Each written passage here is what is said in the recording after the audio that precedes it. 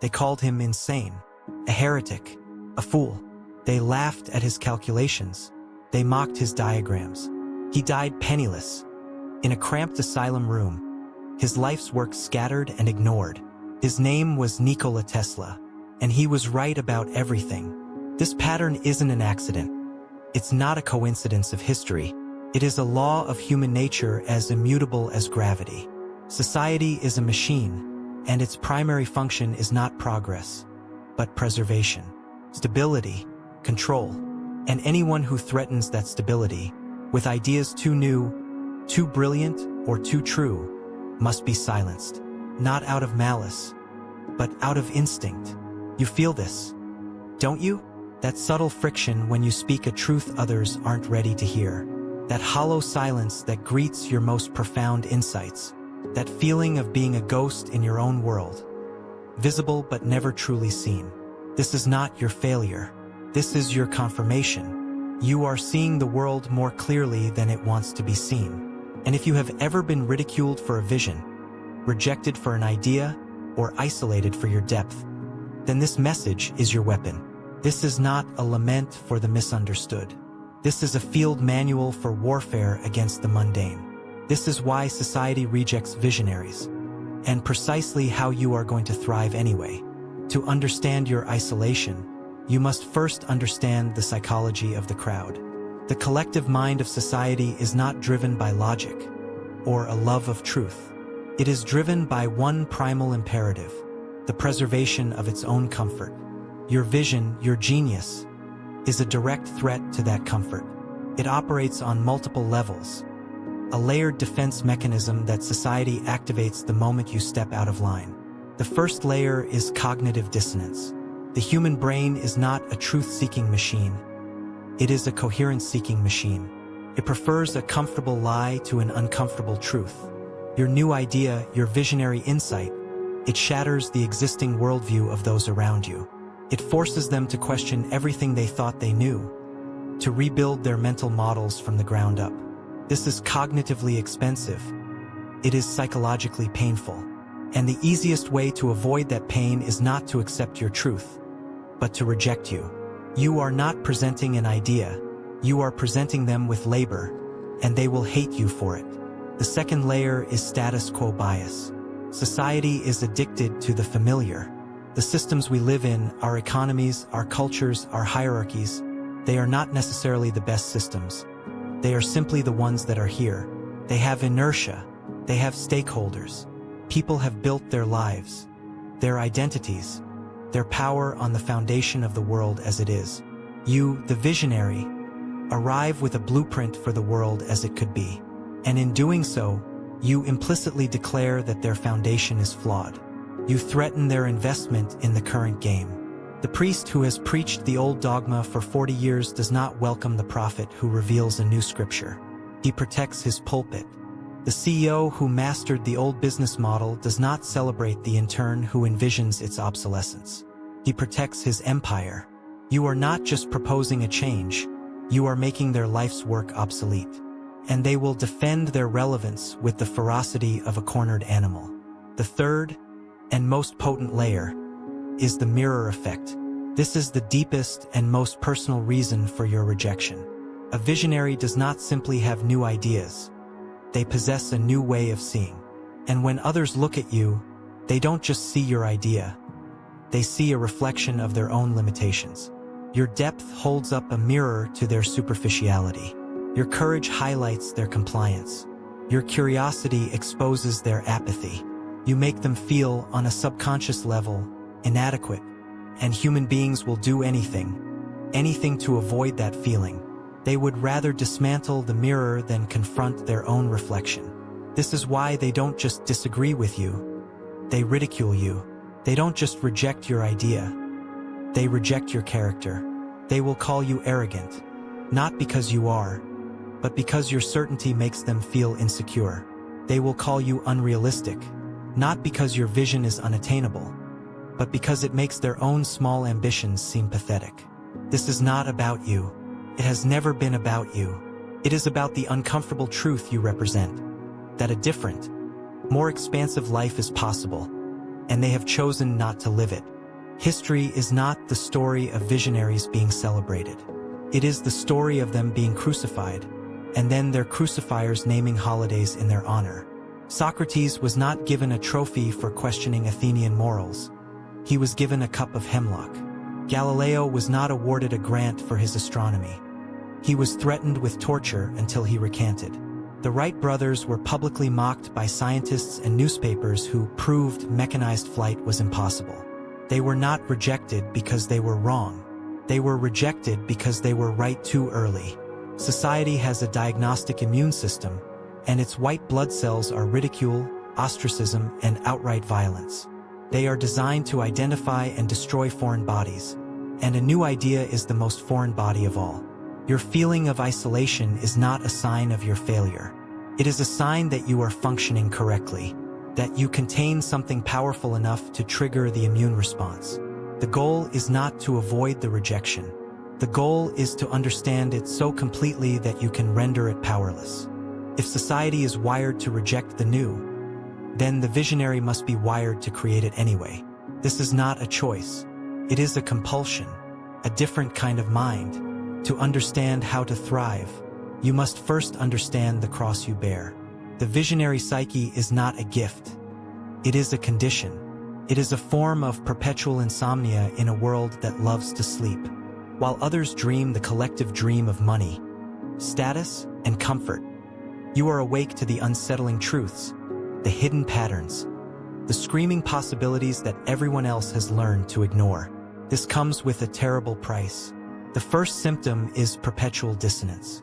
You live in a constant state of friction with the world because you are perpetually comparing reality to potential. You walk into a room and see not just the room, but its poor layout, its inefficient energy flow, the unspoken tensions between the people in it.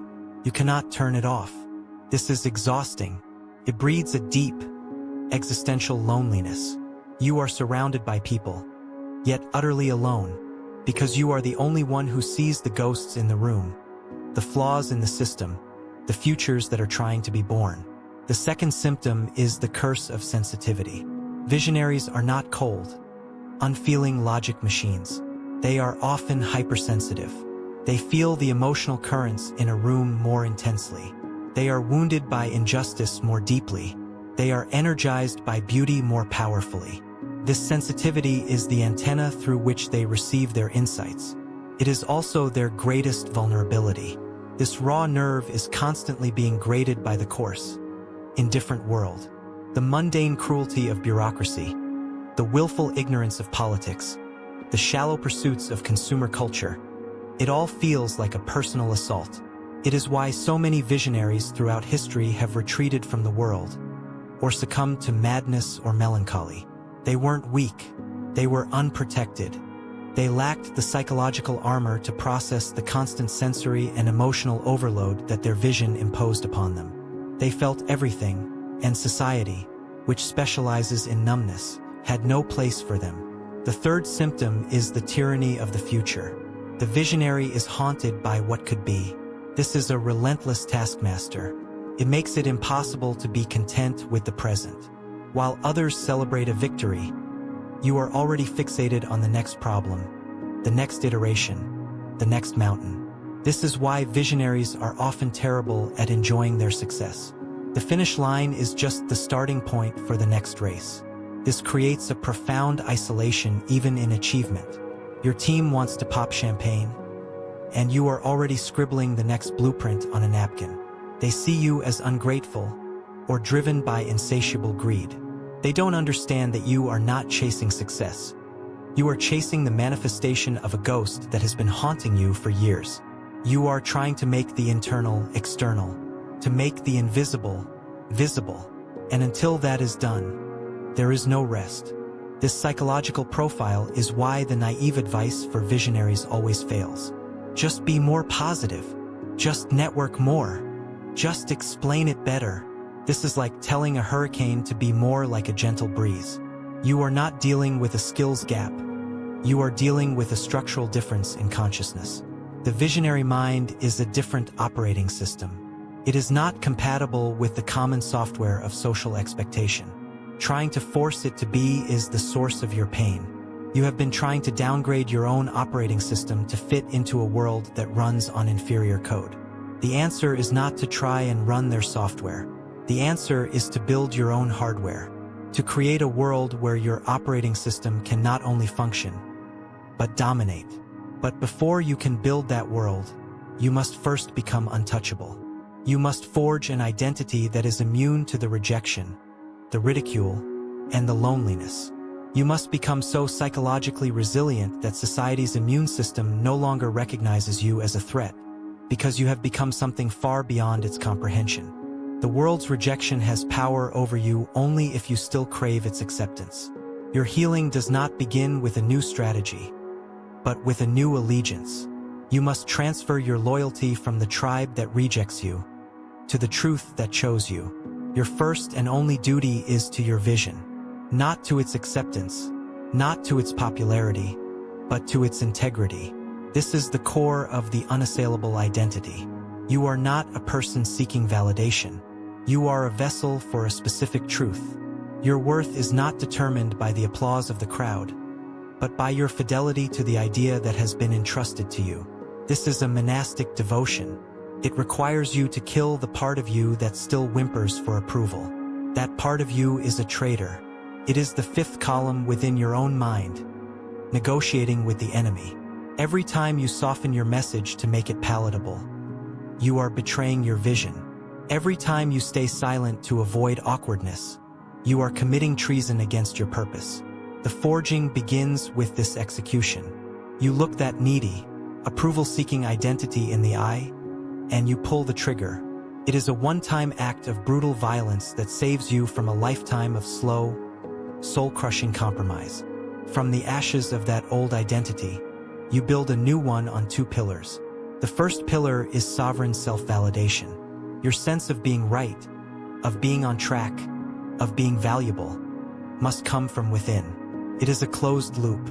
You establish an internal board of directors, comprised of the wisest, most ruthless thinkers you know, dead or alive. Your metrics for success are not external. They are internal. Did I work with absolute focus today? Did I protect the core of the idea from corruption? Did I move the vision forward? Even an inch? This is how you judge your days. The opinions of others become like weather reports from a country you no longer live in. Interesting data points, perhaps, but irrelevant to your daily life. When you achieve this, the world's rejection loses its sting. It becomes expected data. Of course, they reject it. The machine is functioning as designed. Their rejection is not a verdict on your work. It is a diagnostic on their own limitations. The second pillar is strategic detachment. This is not emotional numbness. It is emotional precision. You learn to observe social dynamics like a scientist, not a participant. You are not in the game, you are studying the game. When someone mocks your idea, you do not feel hurt. You lean forward, fascinated. You are collecting data on their fears, their insecurities, their intellectual limitations. Their ridicule is a confession. It tells you everything you need to know about what they cannot handle. This detachment allows you to navigate social situations without being emotionally drained. You are no longer trying to win them over, you are trying to understand them. And in understanding them, you learn how to either bypass them or to frame your ideas in a way that bypasses their defenses. You stop speaking to be loved. You start communicating to be effective. Your words become scalpels, not band-aids. Your presence becomes a force of nature, not a request for permission. This unassailable identity is your fortress. Inside its walls, you are safe to create, to experiment, to fail gloriously. The noise of the world fades to a distant murmur. Your vision is the only thing that matters. Your progress is the only currency you care about. This is how you neutralize rejection. You don't fight it, you outgrow it. You become so focused on your own mission that you simply don't have the time or the attention to spare for the opinions of those who are not on the journey with you. They are spectators. You are the athlete. Their boos and cheers are irrelevant to the race. Your eyes are on the finish line that only you can see. This transformation is the single most important step. Without it, any strategy is useless. With it, any strategy will work. You have moved the battlefield from the external world, where they have the numbers, to your internal world, where you are the absolute ruler. An idea that remains in your mind is a fantasy. A vision that is rejected by the world is a tragedy. The space between them is a war zone. And war is not won by passion alone. It is won by strategy. To force your vision into a resistant reality, you must become a strategist, a general of the unseen. Your first weapon is not persuasion, but demonstration. Stop talking about the revolution and start building a working model. People do not believe in abstracts. They believe in results. They cannot argue with a functioning prototype. Your goal is to create a microcosm of your vision, a proof of concept so tangible that it bypasses the cognitive defenses of your audience. If your vision is a new way of working, build a team that operates that way and produces undeniable results. If your vision is a new art form, create the masterpiece. If your vision is a social change, live it so completely that your very life becomes the argument. Action silences theory. A working model is a truth that cannot be debated, only ignored, and ignorance is a far weaker enemy than debate. Your second weapon is the language of infiltration. You must learn to translate your radical ideas into the conservative language of the status quo. This is not dilution, it is strategic coding. You frame your disruptive innovation as a natural evolution of what already exists. You use their vocabulary to describe your revolution. You don't say, "I'm here to tear down this corrupt system." You say, "I'm here to optimize our current framework for unprecedented efficiency and value creation." You are saying the same thing, but one gets you a standing ovation from the very people you plan to disrupt, and the other gets you ejected from the building. This is not dishonesty. It is linguistic jujitsu. You are using their own momentum against them. You speak of ROI, scalability, risk mitigation, and legacy enhancement. You cloak your visionary fire in the bureaucratic asbestos they find comforting. Once you are inside the gates, once you have access and resources, you can begin the real work. But first, you must get inside. Your third and most powerful weapon is the cultivation of a tribe, not a crowd. You are not trying to convince the masses. The masses are a lagging indicator. They will only come around once the vision is already successful. Your target is the other visionaries, the fellow exiles, the ones who are also alienated by the mundane. They are scattered everywhere, hiding in plain sight, feeling just as alone as you do. Your mission is to find them. You do this not by shouting your vision from the rooftops for all to hear, but by speaking a specific, coded language that only they will understand. You emit a frequency. In your work, in your writing, in your subtle defiance of broken norms, you are sending out a signal, and the others who are tuned to that frequency will find you. One by one, you will gather them. This is how you build your power base, not with millions of followers, but with a handful of brilliant, relentless co-conspirators. A tribe of 10 true visionaries is more powerful than a crowd of 10,000 followers. This tribe becomes your new society. It becomes the ecosystem where your vision is not rejected, but refined, amplified, and executed. Within this tribe, you find the validation, the support, and the critical feedback that the outside world refused to give you. You are no longer a lone voice in the wilderness. You are the nucleus of a new world. This is the grand strategy. First, you make yourself untouchable through an unassailable identity. Then, you make your idea undeniable through tangible demonstration. Then, you make it palatable through strategic language. And finally, you make it unstoppable by building a tribe of fellow outcasts. You are not begging society to change. You are building a new society alongside the old one. And one day, the old society will look up and realize that the future has already arrived, and it is being built by the very people it once rejected. You have been taught that your loneliness is a weakness, that your feeling of being an outsider is a flaw to be corrected. This is the greatest lie the machine has ever sold you. Your isolation is not a prison. It is a workshop. Your rejection is not a punishment. It is a head start. Every moment you have spent on the outside, every party you weren't invited to, every conversation where you bit your tongue, was not time wasted. It was time invested in the most valuable currency of all, perspective. While the herd was in the center of the room, exchanging platitudes and reinforcing each other's biases, you were pressed against the glass. And from that vantage point, you could see the entire room for what it was. You could see the cracks in the foundation that they were all ignoring. You could feel the drafts of change that they were all insulating themselves against. Your exile gifted you with clarity. It forced you to rely on your own mind, to develop your own thoughts, to trust your own judgment. The accepted member of the tribe has his thinking done for him.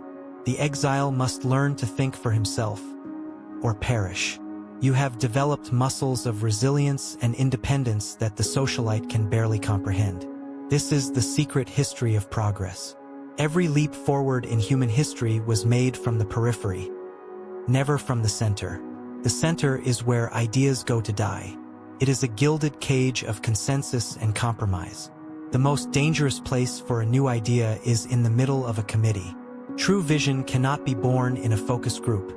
It can only be born in the solitude of a singular mind, wrestling with a singular problem. Your alienation is the very thing that qualifies you for the work. You are not contaminated by groupthink. You are not invested in preserving a system that has rewarded you. You are free to see it for what it is, and to imagine what it could be. Your disadvantage is your ultimate advantage. The world rejected you, and in doing so, it set you free. It freed you from the obligation to obey its rules, to seek its praise, to live within its narrow definitions of success. You are unshackled. Your legacy will not be written in the guest books of the powerful.